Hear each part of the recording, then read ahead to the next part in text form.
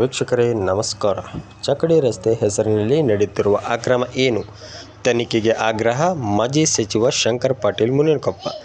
ನವಲಗುಂದ ಚಕಡಿ ರಸ್ತೆಯನ್ನು ಮಾಡುವುದಾಗಿ ಹೇಳಿಕೊಂಡು ಪಾರಂಪರಿಕ ಗುಡ್ಡವನ್ನು ನಾಶ ಮಾಡುವ ಜೊತೆಗೆ ಸರ್ಕಾರಕ್ಕೂ ಜನರಿಗೂ ವಂಚನೆ ಮಾಡುತ್ತಿರುವುದು ಖುದ್ದಾಗಿ ಕಂಡು ಮಾಜಿ ಸಚಿವ ಶಂಕರ್ ಪಾಟೀಲ್ ಮುನೇನಕೊಪ್ಪ ತೀವ್ರ ಆಕ್ರೋಶ ವ್ಯಕ್ತಪಡಿಸಿದರು.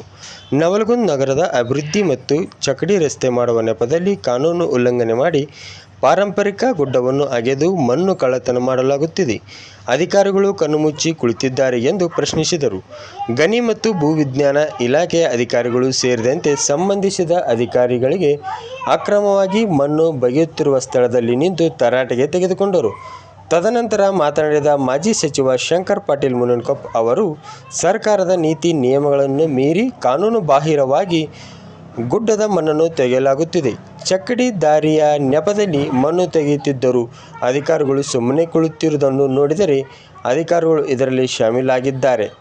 ಈ ಬಗ್ಗೆ ಸರ್ಕಾರ ತನಿಖೆ ಮಾಡಬೇಕು ಎಂದು ಹೇಳಿದರು. ನಗರಸಭೆ ಅಧಿಕಾರಿಗಳು ತಮ್ಮದೇ ಕಸ ತುಂಬುವ ವಾಹನ ಬಳಕೆ ಮಾಡುತ್ತಿರುವುದು ಕಂಡುಬಂತು.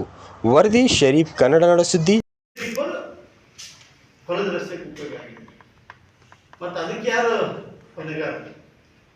ಸರ್ಕಾರದ ಮಣ್ಣು, ಜನರ ದುಡ್ಡು ತನಿಖೆ ಮಾಡ್ಬೇಕು. ಆ ಮಣ್ಣಿನ ಅಂಶ, ಆ ಮಣ್ಣು ಎಲ್ಲಿಂದ ಯಾವ ಕ್ವಾಲಿಟಿಯಿಂದ ಬಂತು, ಮೈನಿಂಗ್ ಡಿಪಾರ್ಟ್ಮೆಂಟ್ ಕೊಟ್ಟರೆ ಗೊತ್ತಾಗುತ್ತೆ. I am not a technical expert. Mining ದಾರಿ ಕೊಟ್ರೆ ಈ ಗುಡ್ಡದ ಮಣ್ಣು ಎಲ್ಲೆಲ್ಲಿ ಎಲ್ಲ ಗೊತ್ತಿದೆ.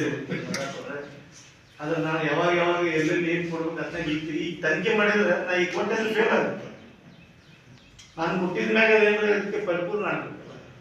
ಈಗ ನಾನು ಈ ಗುಡ್ಡದ ಮಣ್ಣನ್ನ ನಾವೀಗ ಹಿಂದೆ ಟೋಟಲ್ ಈಗ ನಮ್ಮ ನಗರೋತ್ಥಾನ ರಸ್ತೆ ಹಾಕಿದ್ರು.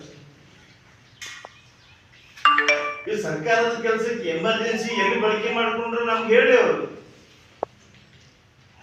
ಇಂಥ ನಾವು 2-3 ಟ್ರಿಪ್ಪರ್ ಬೇಕಾಗಿತ್ತು, ಇಂಥದ್ದು ಎಮರ್ಜೆನ್ಸಿ ಕಾಮಗಾರಿ ನಾವು ಉಪಯೋಗ ಮಾಡ್ಕೊಂಡಿವೆ. ನಮ್ಗೆ ಅಲ್ಲಿ ಗುಡಿ ಕುಸಿತ ಇತ್ತು, ಮಣ್ಣಿಗೆ ಅಲ್ಲಿ ತೊಗೊಂಡೋಗಿ ಕಾರವಾರಕ್ಕೆ ತೊಗೊಂಡೋಗಿ ನಾವೀಗ ಮಣ್ಣು ಅಂತ ಹೇಳಿ ನಮ್ಗೆ ಇದರಿಂದ ಮುನ್ಸಿಪಾಲಿಟಿ ಆದಾಯಕ್ಕೂ ಹೊಡೆದು ಬೀಳ್ತೈತಿ. ಮೇಜರ್ ಅಲ್ಲಿ ಒಂದು ನಾನು ಹೇಳ್ತಕ್ಕಂಥದ್ದು, ಬೇರಿನ ಎದ್ದು ಹೊಲ ಮೇದಂಗ ಅನ್ನುವಂಥ ರೀತಿಯಲ್ಲಿ ಸರ್ಕಾರ ಆಡಳಿತ ನಡೀತಾ ಇದೆ. ಅದಕ್ಕೆ ಕಡಿವಾಣ ಹಾಕಬೇಕು. ಅದಕ್ಕೆ ತಮ್ಮ ಮೂಲಕ ನಾನು ಸರ್ಕಾರಕ್ಕೆ ಒತ್ತಾಯ ಮಾಡ್ತೇನೆ. ಈ ಎಲ್ಲ 1 ವರ್ಷದ ಏನು ಚಕಡಿ ರಸ್ತೆಯ ಹಗರಣ ಏನಿದೆ ಇದು ಬೆಳಕಿಗೆ ಬರಬೇಕು.